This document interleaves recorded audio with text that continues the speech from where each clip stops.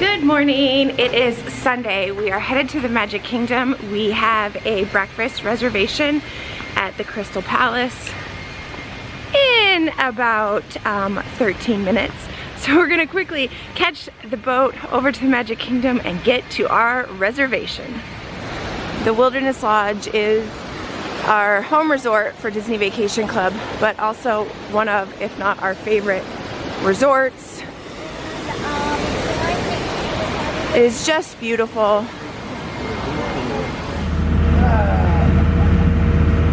Goes faster backwards. Whoa! For you old timers, this is the B part of the A ride.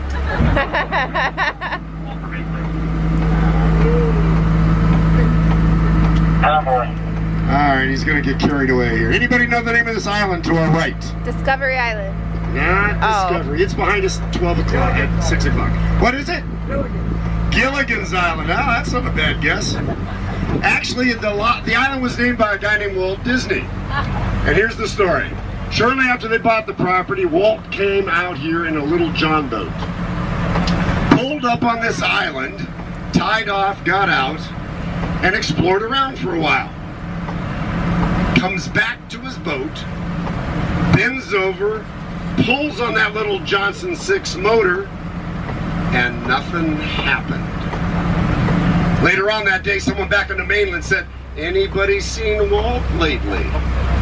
And the reply was, "Haven't seen him since he left with that guide about 6 hours ago." Walt called that Shipwreck Island. Shipwreck Island. And the story is that he was out there looking around for a place to build a cabin for himself and his family. At Disneyland, he had an apartment over the fire station. And here at Walt Disney World, with nearly 30,000 acres. 30,000 acres. You know how big that is? That's almost twice the size of Manhattan Island. He thought he ought to have a cabin in the wilderness. But sadly, it didn't happen because Walt didn't live to see this park open. Walt actually passed away in November 1966. It was his older brother Roy, older by 8 years, that ended up finishing the project and opening the park in October 1971. So anyway, a little bit about Shipwreck Island. Now you know the story.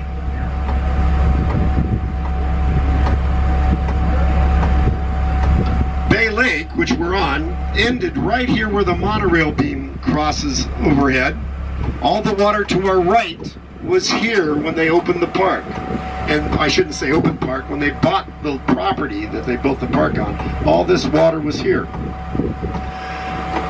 But the water that will go into under the bridge and into the other side of this water bridge we're going to cross, and in front of the Magic Kingdom, was here in swamp form. It took them 3 years to dredge out this other lake.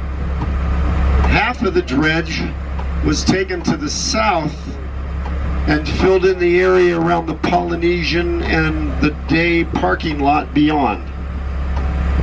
The other half of the dredge was taken to the north and filled in the Magic Kingdom, which was a swamp as well.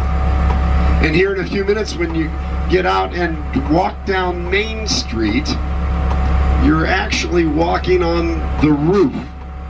The roof. Underneath every one of the roads and streets that you find in the Magic Kingdom, there's a corresponding utilidor below. There's a whole city underneath the Magic Kingdom. You can actually take a tour of that. It's called Keys to the Kingdom, I think. And underneath, you'll find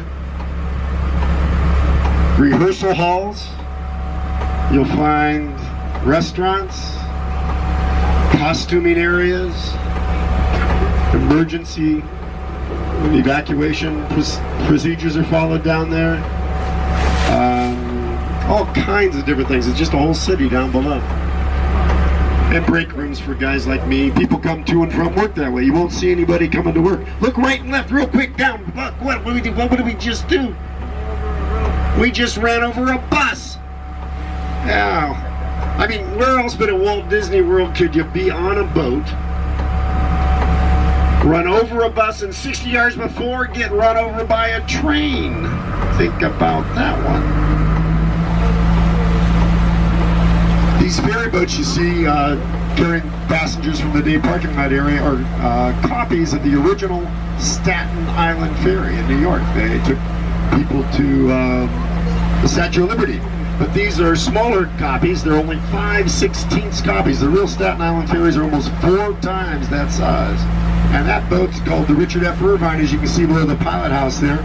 Richard F. Irvine was one of Walt Disney's original Imagineers. An Imagineer is a person that designs attractions here at Disney World and Walt, all across the Disney properties.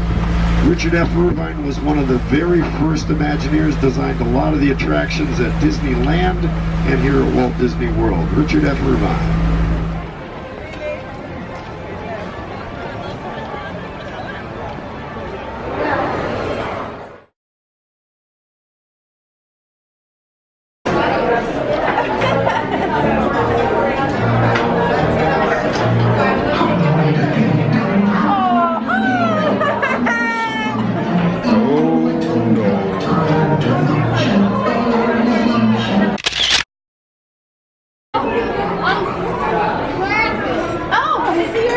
Oh, the castle? Isn't it beautiful? Especially at night. Yeah. Thanks, Eeyore. Bye-bye. There's Piglet. You gonna get up? No. Say hi to Piglet. Yep, and take a picture. Hi, Tigger. Oh, it's so good to see you. We love our Tigger, don't we? You can go ahead and take that. Thank you. Hi, Pooh. Oh, we love our Pooh. Oh.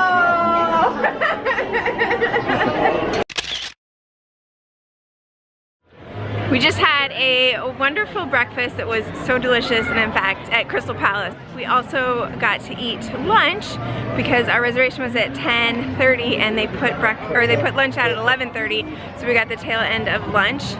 And now we have a fast pass for the Seven Dwarfs Mine Train.